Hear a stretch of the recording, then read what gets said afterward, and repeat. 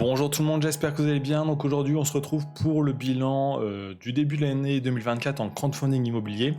Donc je vais vous faire voir un peu mes investissements, qu'est-ce qui s'est passé sur mon portefeuille et aussi ma stratégie dans les semaines et mois qui suivent. Donc vous allez voir que c'est un peu la merde en ce moment sur le crowdfunding. Donc c'est parti. Donc ça, c'était le tableau du bilan en janvier. Donc on avait reçu 916 € d'intérêt. Aujourd'hui, on est à 1300 € d'intérêt reçus. Et j'ai investi que 1000 € de plus, donc on le voit ici. Donc depuis le début de l'année, j'ai réinvesti sur 3 projets. J'ai quelques projets qui étaient en retard depuis quasiment un an qui ont été remboursés sur la première brique.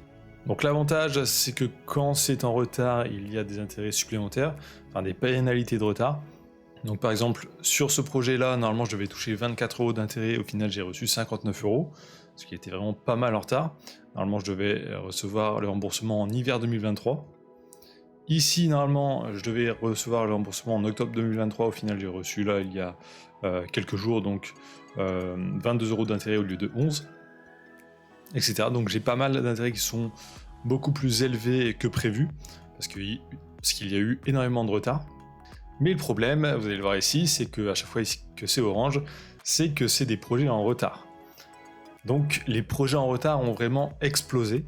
Donc déjà, pendant le Covid, je vous avais dit, crowdfunding, ça risque d'être un peu plus compliqué à cause du Covid, quand il y avait eu tous les délais beaucoup plus longs, les matières beaucoup plus chères, etc.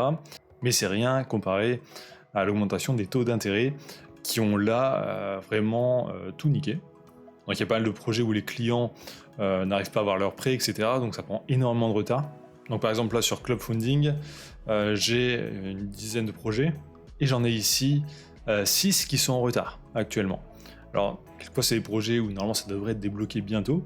Donc là par exemple une promesse de vente qui n'a pas été tenue, donc ils la refont, etc. Donc ça prend du temps. Et c'est un peu ça sur toutes les plateformes.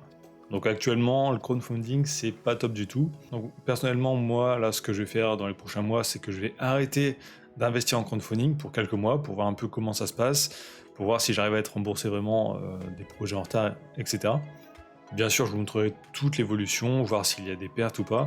Pour l'instant, pas de pertes, parce que bien sûr, quand il y a des retards, après, ils les foutent en justice, etc. Donc ça peut prendre pas mal de temps.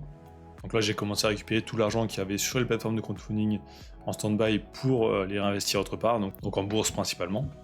Donc voilà pour l'évolution du portefeuille. Donc pour l'instant, je vais fortement freiner l'investissement en crowdfunding immobilier et attendre de voir un peu ce qu'il se passe dans les mois qui suivent. Donc là, pour l'instant, mes stratégies d'investissement, c'est plus en ETF, donc en automatique. Donc, tous les mois, j'investis un montant fixe sur des ETF. Si vous voulez savoir comment je fais, j'ai une formation dans la description de cette vidéo. Et aussi, je mets un peu d'argent sur, par exemple, Trade Republic, sur le compte qui rapporte 4% par an. Donc n'hésitez pas à aller voir mes autres vidéos si vous voulez en savoir plus sur le sujet. Donc dites-moi aussi si vous êtes dans la même situation, si vous avez pas mal de retard sur des projets en crowdfunding immobilier. Donc n'oubliez pas de liker, commenter, de vous abonner, et je vous dis à très bientôt.